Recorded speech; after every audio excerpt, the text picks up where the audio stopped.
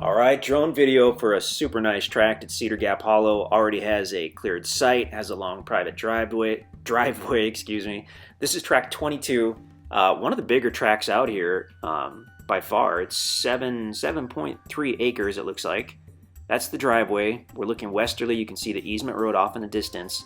So this has a long private driveway that goes back to the east several hundred feet, goes partway up a hillside, and then levels out into that cleared site that we saw just a second ago. There it is. So basically, to create that site, I believe what the guys did is they excavated the upper part of that hill, filled in the lower part to create a level area there. So large enough that you could have your cabin or your RV, potentially build a home, and you could certainly expand that site if you wanted to do so. Super private tract. We're looking off to the west. You can see that meadow. The meadow's not on the property. It comes just about up to the northwest corner of the property. And then as we back up, the entire east side of this property borders another meadow. So you're going to have deer crossing over your property from meadow to meadow. There is a small gravel creek that runs over the west side of the property, and we'll take a look at that in a moment. Okay, so as we back up, we should see the meadow. We should see a county road in a moment. There's a neighbor off the northeast side of the property. Can't see them from the property. Everything's too wooded. There are a couple other sites on adjacent properties several hundred feet to the south. You can see one on the left side there. But when we were out there, it had a super private feel, and that was with most of the leaves off the trees. So, oh, okay. So you can see the meadow, obviously. That borders the east side. To the right of center is a county road. Apparently the property corners up to that county road. There's not an access point in there. There is I believe it's a 50-foot wide easement over the north side of this property, which goes from the county road to the easement road. So it doesn't affect your site. It potentially could give you access at some point in the future, but just always want to let people know about any easements or whatnot. You can see any more details, and I'm sure we'll have a map of that on the listing page. Okay, so there's the site itself. Going west from the site, we go down the hill into the lower area. At some point, we'll see the creek bed, which is fairly close to the easement road. And we're meandering a little bit. I'm not sure why. Checking out that meadow. The meadow is not on the property. It's very close. I think we're trying to get a look at the creek bed. This is obviously a fall video, so a lot of the leaves are off the trees. Oh, big pond there. That's not on the property. That's on farmer's property to the north, but I would assume that's fed by that creek that crosses over the property. So the walnut trees lose their leaves first. So oftentimes, if you see a group of trees, large trees with no leaves, those are likely walnut trees. And we definitely saw mature walnuts on this property. There's the little tiny creek bed. That probably doesn't flow year-round. It was flowing to some extent or another every time we've been to the property, but sometimes it's just been a trickle. And certainly, I'm sure there's times when it's going to be dry. But it's really cool. I mean, you've got huge rocks in there, some rock formations, right down to small creek gravel and even some sand. There's obviously water in the creek bed. You drive right across the creek bed to get to the property. You want four-wheel drive on this tract because you cross the little creek bed, and then as you go up to the site itself, you actually go up a short but fairly steep hillside.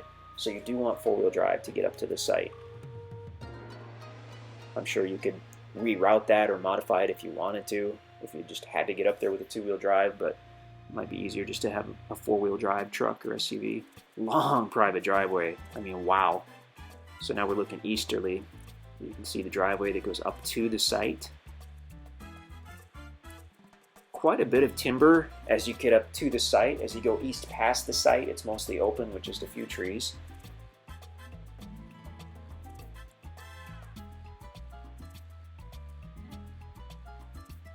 So it's really convenient having that site already done. It's not the biggest site in the world, judging by what we're seeing on the video here, but it gives you a place where you could get perhaps a portable building, or put your RV, or do a small cabin.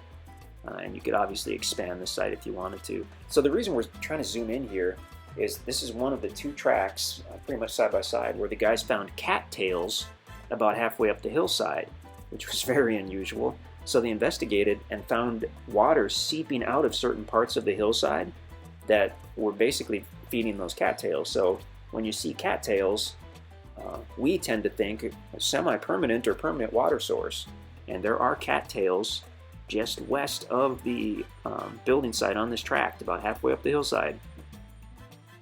The guys checked it out, and sure enough, there was a little wet area of water that was seeping out. An old timer, if you want to call them that, once told me that it's not called a spring necessarily, it's called a seep. I don't know if you can see the cattails, but they're there, just right at the edge of the site. So pretty interesting. Might be an opportunity to dig out a little pond, or potentially have it as a water source. I'm not sure about that. Use your own judgment, obviously, on that deal. But extremely private property, one of the bigger tracts. Already has a long private driveway. It has the little leveled site, so you can get off the road. That stuff could be improved upon for sure, but it saves you quite a bit of time and money to already have it on your property. Most tracts, you're doing your own driveway, you're doing your own site. This one has it ready for you. I think there's the cattails. There we go. So yeah, cattails aren't going to stick around if they don't have a good water source. So that's pretty interesting. Really, really neat property. Wow. Western Wright County, so you can't get that much closer to Springfield, Missouri before you get into the heavily restricted counties like Greene County, like Christian County, where they really tie your hands on what you can do. Here in Wright County, a lot more freedom. This is a homesteader-friendly development, so the restrictions are pretty minimal. I mean, you want to check them out, of course, but you can build your own home or cabin. You could potentially use a portable building if you wanted to. Yeah, really, really cool. neat deal out here. So yeah, check out the website. If this property's already sold, then you can get a hold of us. You can see all the stuff on the website, but do feel free to call us, and we can let you know if there's something coming up that may not be on the website yet. And, we can answer any questions you have. So beautiful tract. That's tract 22 at Cedar Gap Hollow. If you have any questions, let us know.